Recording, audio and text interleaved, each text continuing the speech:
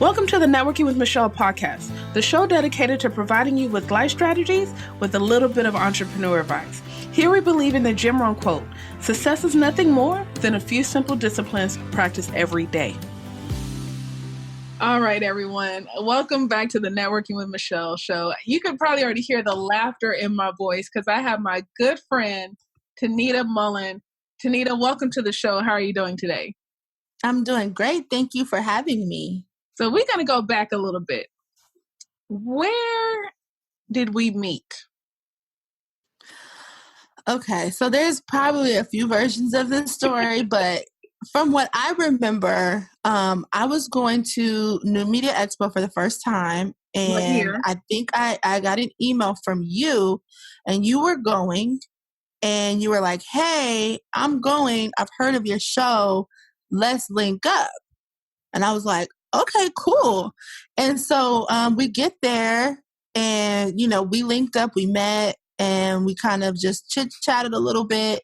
And honestly, I thought, wow, this is awesome. That's when I figured like podcasting was one of those things that truly connected people. I didn't realize how much of a connection or like how you could meet people and form friendships until really that moment. And I was at a point in my life really when I was thinking, I was meeting so many cool people. I was going to so many events, and I was kind of on this mission to make sure that I followed up with people. Even if they didn't follow up with me, or if they did follow up with me, I would follow right back up. I just remember being very intentional with the people that I was meeting at the time, because I had spent a couple years before that in a new job where I had built and made all these connections, but they didn't foster into anything. So, we just kind of kept in touch. We just, like you speak of, your marketing, your networking expert, but just keeping in touch, maybe an email there, phone call, hey, I'm in Houston, that type of stuff. And then it just became like a true friendship. There you go. And that was in 2014. Mm-hmm. Look how far we've come. Mm-hmm. It's been a long time, but we out here doing big things. Oh, man. No, but I'm glad to have you on the show. As she stated, Tanida has her own podcast. And what else do you do? Just go ahead and tell the listeners about you. Well, wow. I consider myself, and this is just what I tell people, I am a facilitator, trainer by nature, by heart. I'm an experienced curator. So I consider myself someone who puts people together, whether that be in my job that I do by day. I'm a Convention and Visitors Bureau professional. I work in the hospitality industry. Or if it's just me, training or facilitating or actually curating events for people to come together and learn. I just feel like my job, no matter what I'm doing, is really just to like create experiences. Okay. And what is your signature event? About 5 years ago, so we're going on our 5th year this January, I created an event called Take the Lead. And really, I'm going to be honest with you, I never thought that I was going to have an event that was all about women and women learning and growing, because with the Savvy Young Professional, which is the podcast, I really just wanted to help young professionals become better at what they did. Like I said, my background is in developing people and training. So the Savvy Young Professional was just an outlet for me to be able to still do that no matter what I was doing in my career. And so I really wanted to have an event for just anybody that was a young professional, but it just so happened that my first event was supposed to be for women, and what I was going to do it one year, and I kind of chickened out probably like 2 months before, canceled. I didn't have any ticket sales, and I didn't think I was going to be able to pull it off. And somebody emailed me and said, hey, I was really looking forward to going to this event. And that's when I said, okay, that's it. Even if you do it for one person, you need to finish it. And so it is a leadership professional development event for women in the area. I live in a military community and it's very transient. So people are coming and going every single day. And what I noticed is there were so many professional women who just never met each other. They had these back experiences in leadership and business owners and, corporate, and they never got a chance to share those experiences. And so with me being somebody that works in the meeting industry and goes to so many conferences and meetings, I just wanted to bring that experience to my hometown. And it's going on year number 5, and I don't regret that decision at all. And to be honest with you, I didn't realize until I put the event together that we need this. As women, we need this. And it's okay to have a girls club, it's totally fine. There's a lots of boys clubs out there. And so I'm very grateful that I have the opportunity to be able to do that. And when do you usually have your event? The event is in January. So the first 3 years, we had a January event, the first Saturday, and we do that because, it's the beginning of the year. It's time to get it together. And I think I wanted to take people from the resolution mindset to really the action-oriented mindset. And I feel like that happens when you are with people and when you can actually brainstorm across from another person instead of just having your list out of the things you want to do for the year. And so it's in January.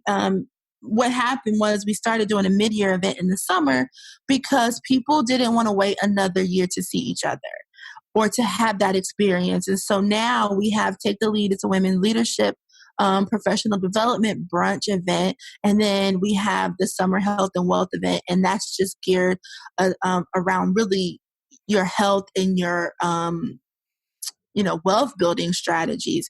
Whereas the January event is more about professionally in your career, kind of getting that together and trying to figure out how to navigate that. Yeah, I think, they're both great events. And I think also the timing, hence Take the Lead, which, gives you that new year mindset, which is perfect for January. And then lots of times, whether it's personal or professional, we do have health goals we try to, maintain, and boom, here you are again, June, July, getting the health and wealth, health. So you say health and fitness together, which is also important in order for us to maintain the professional career, entrepreneurial women that we are. Absolutely.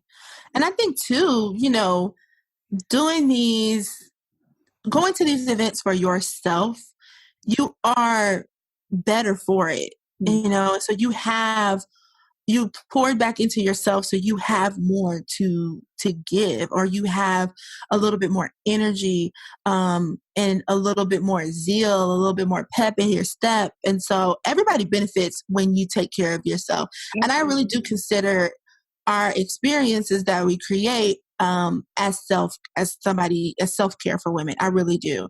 It is a ticketed event, but it is all the way worth it in the value that you get back. So, I'm really, I'm just going to say it. Like, I'm definitely proud of the people that invest in themselves when they come to Take the Lead. I really am.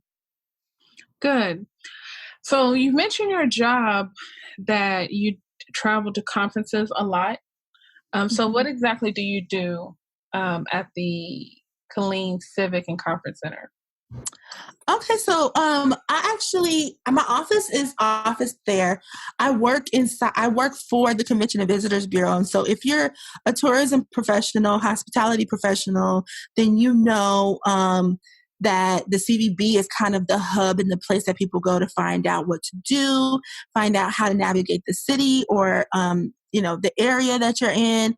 And so really to really break it down to like the easy level to explain, I am responsible for getting people to visit our city. And ultimately, we want them to stay the night. We want them to check in a hotel, stay for a couple of nights, go shopping, eat, go to museums, experience our city, and help really to push that economic development piece that you need. because visitors are important. And if you work, my city that I work and live in is really a smaller tier city. It's a small city compared to a lot of larger destinations. But if you're listening to this podcast and you can think about a large destination that you've been to, whether it be in the United States or outside of the United States, there's a big tourism piece to that. And there's people behind the scenes that you might not even know, but they're out there getting people to come to visit that city. It doesn't just happen. There's a lot of things to get people to come and do business in your city temporarily. Okay. Now, you stated that you facilitate and then, of course, attending conferences and stuff like that. I know one thing I love about you, because you have a wealth of knowledge, and that you've helped me grow my speaking career, right? So when you're putting on these events, what are some things to keep in mind? Because we do have a lot of professionals and sidepreneurs that are trying to get into speaking because it's very appealing and it seems lucrative. So, this is so interesting that we're having this conversation because I get this question a lot. I think it's just because, number one, I put together events, right? I work in the hospitality industry. I'm always at some kind of conference and I speak and train myself. So I think I used to wonder, I wonder why someone asked me, but I think from a visual standpoint, it makes sense. You're like, oh, dang girl, you had all this stuff, you should know. And I do. I've served on leadership boards. I've served in the hospitality industry where, we had to figure out where to get speakers. And so I guess the biggest thing that I would tell people when you're looking to break into speaking as a speaking career is, number one, what do you want from it? Because a lot of the times, some people just want notoriety. They want to have people recognize their name in their business. But my big question would be, what are you doing this for? Are you doing this because you want to be visible, or are you doing this because you want to make money? And those two strategies are so different. In the beginning, you have to choose a road. And then one will come before the other. So if it's, let's say, I want to be visible, and you're not thinking about paid speaking, then the things that you're going to do would be totally different versus I want to get paid from the get-go, how you would approach that. So I guess the first question that I would, like I said, I would ask people to ask themselves is just to figure out what is it that they want from the speaking career. I want to ball out of control. You want ball out of control? Of course. Of course, Michelle. Y'all knew she was going to say that. Y'all should have. And y'all probably think the same way. But no, absolutely. I think, speaking can be a source of income. And let's just be honest, our knowledge and the things that we have gained and experienced over time was not free. We put in time, you put in money to learn the things that you learn or have the experiences that you have. So I think it's very fair to say, hey, you know what? I'd like to be compensated for that. And so I think if you're looking for a strategy as an income generator, then you really need to have a message that is sellable. You need to have a message that if a meeting planner comes across your content, that they can say, I need to purchase said content so that I can give this to my members, or so I can take this to my executive board and say, this is what our membership needs. This is what our conference goers need. And you do that really by doing research. So give me a hypothetical and I'll walk you through it. What's the problem? What's the snafu? Oh, is this turning into a coaching session? Let's see. As far as, I guess, in what aspect? Well, this could be anything. You're a professional speaker, so I know people come to you with questions all the time. What is the thing that you get? What is the number one question or concern, I guess? I think the number one question is, how do I get started? And then, and part B of that is, how do I get paid? Right. Okay. And I always tell people, it's kind of like everyone wants to know how to write a book, but no one's writing. Right. And it's the same thing. No, absolutely. And you know what, Michelle? I'm going to go ahead and piggyback off of that, because you're absolutely right. If you want to speak, right, and you feel like you have a message that's out there, it is something that the world needs to hear, and people need to pay you for this content. I'm not knocking you. Mm-hmm. But guess what? How does the world know? Right. How does the world know? So every opportunity that you have in the beginning of your career, you need to be out there, period. You need to be out there. If it's the YMCA, if it's the local Rotary Club, if it's your kids after school program that needs a career day speaker, if it's your mom's, I don't know, reunion that needs somebody to come and be an MC or something like that. You have to just put yourself out there. And I think that's, to me, is where I see people kind of like exit. They exit at that time because they say they want to be a speaker, and they even go as far as to get the headshots. They have the speak. They have the suit. They have the power suit for whoever. They got the look, but they're already like, okay, well, I want to be in front of. I want to be on the OWN stage. I want to be on Oprah stage. And I'm not telling you not to have that dream, because you absolutely can. But everybody, you have to be visible. Mm-hmm. And then, you can't get discouraged. It's just, to use your book analogy, right? Like, you have 5,000 words to write, and you're at word number 290, and you're just frustrated. Mm-hmm. Like, you got to push past that.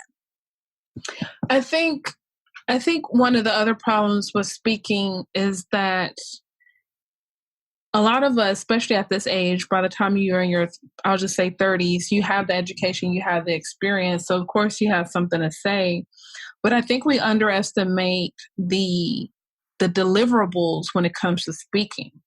Because yes, you have this knowledge in your head, but if you don't know how to educate, entertain, and engage an audience, why should I pay you? And I think lots of times you do have to speak for free to get to that point, just to, craft your message, practice your message. Can I insert a joke here?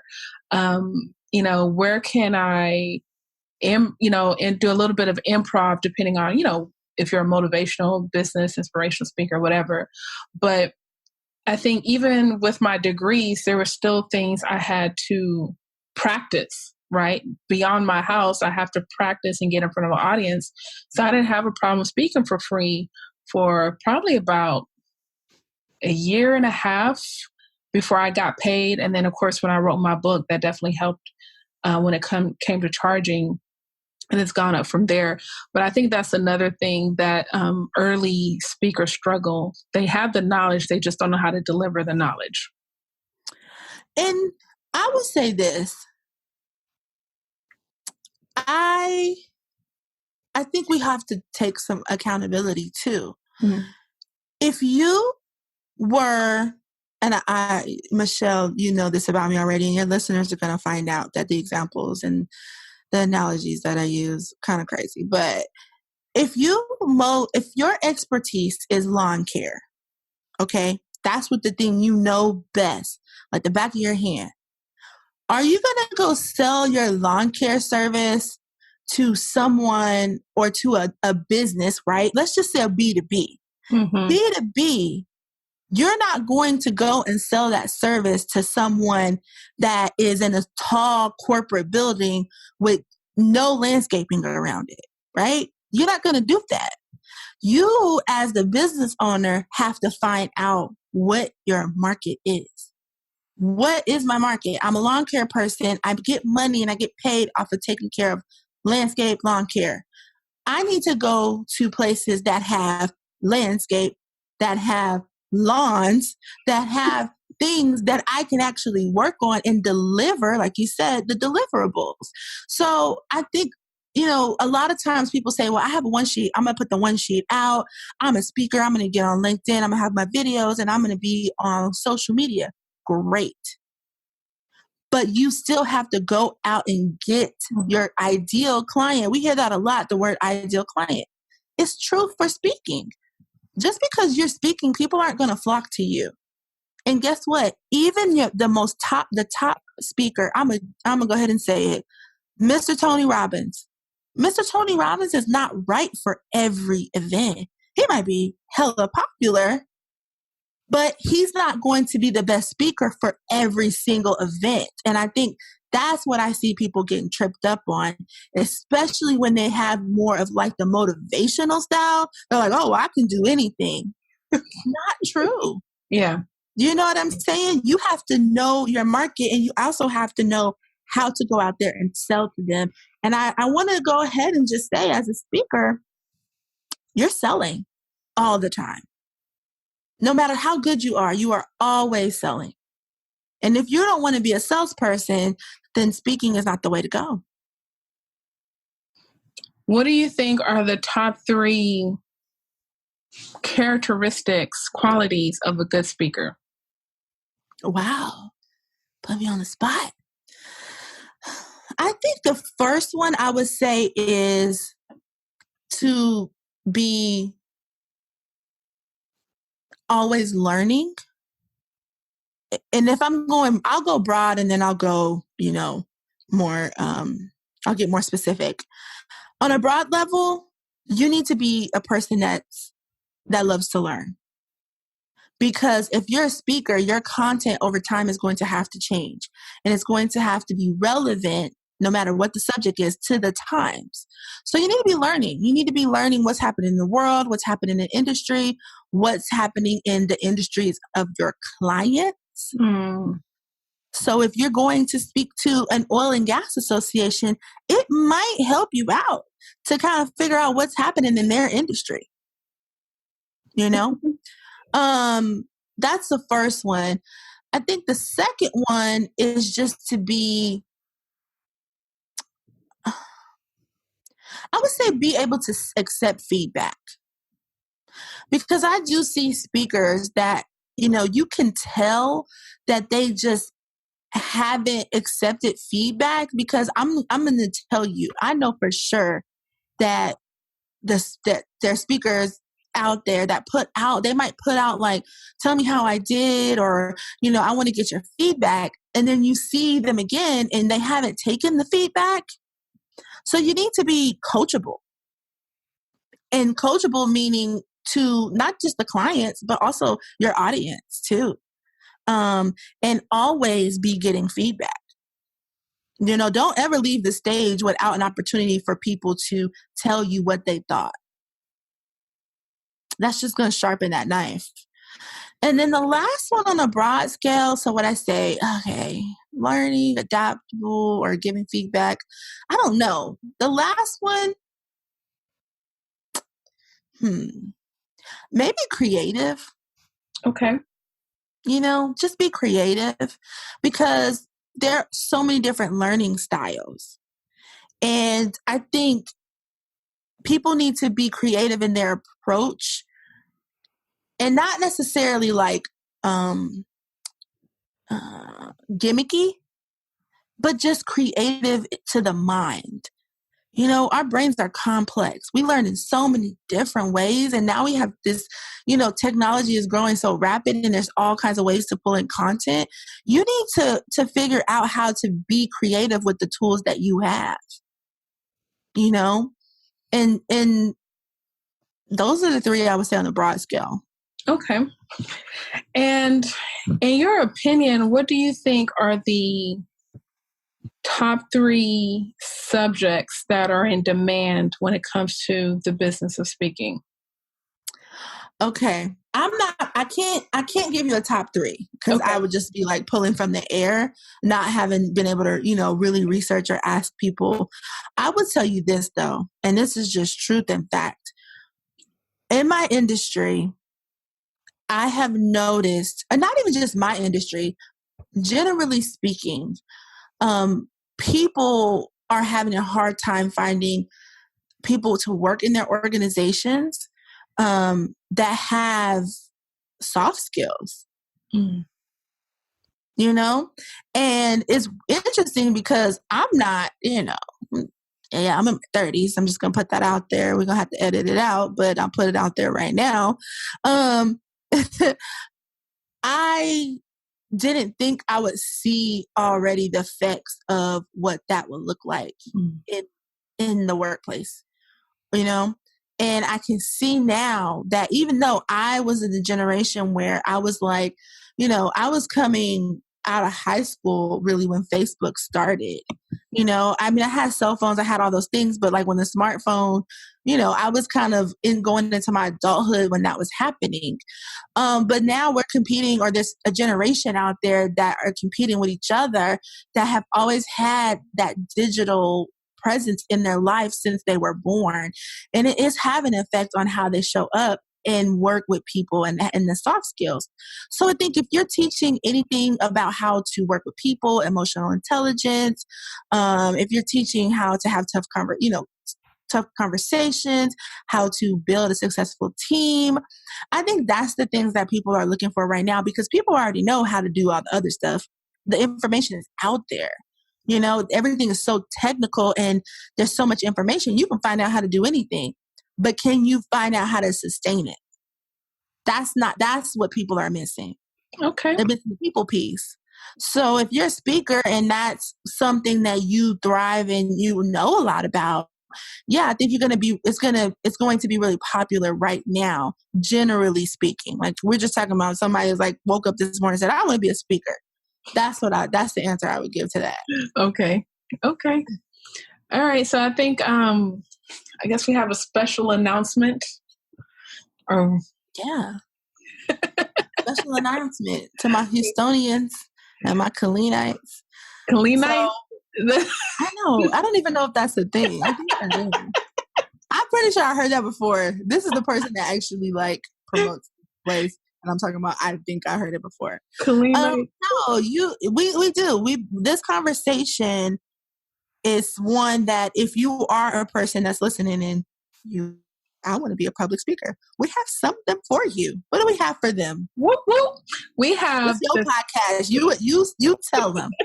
We have the 360 Speaking Accelerator, and we are hosting this workshop on Saturday, August 3rd in Killeen, Texas, from 9 a.m. to 1 p.m. at the Killeen Civic and Conference Center. And tickets are available for $75. You can find that on Eventbrite. If you're part of Toastmasters, there's a special discount. But we're excited to collaborate on this event because what I like to say, you get the front end and the back end of the speaking business between the dynamic duo of Tanida and myself, where we're going to discuss everything from how to put your presentation together to making sure your personal brand is intact in order for you to get speaking gigs.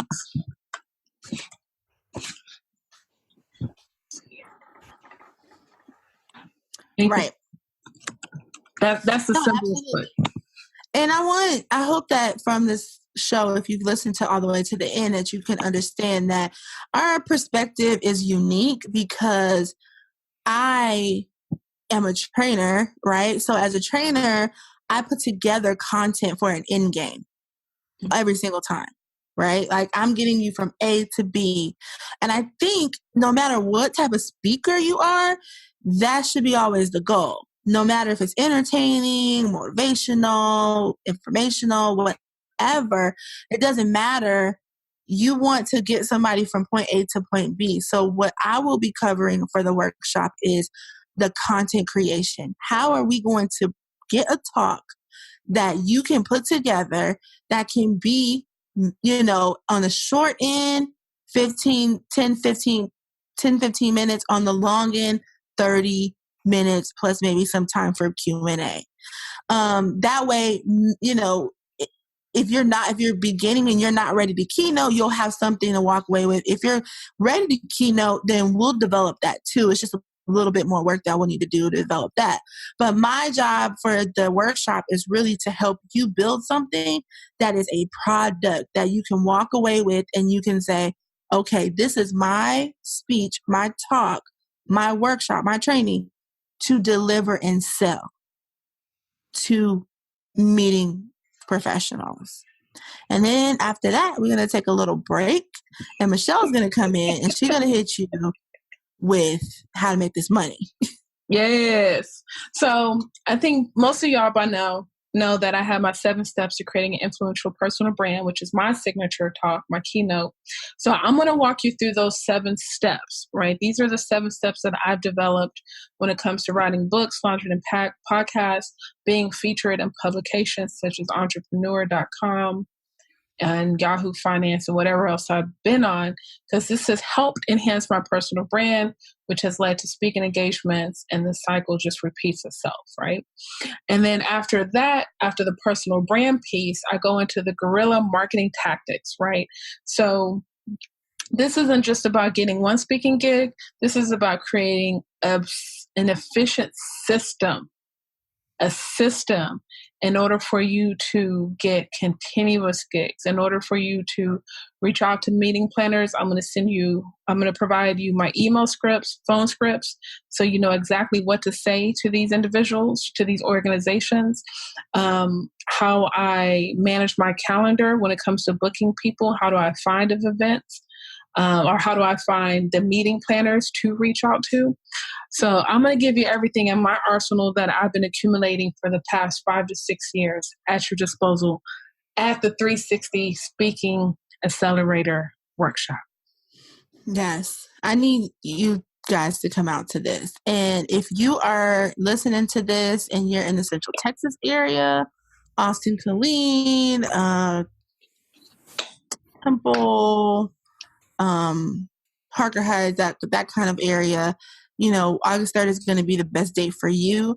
If you're a Estonian, is that right? I think I got that right. Yeah.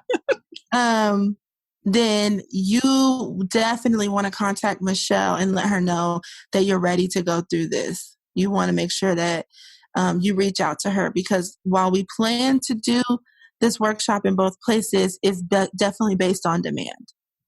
Absolutely. Because Michelle's a busy speaker, and so she has to make sure she can, you know, create the time. You know what I mean?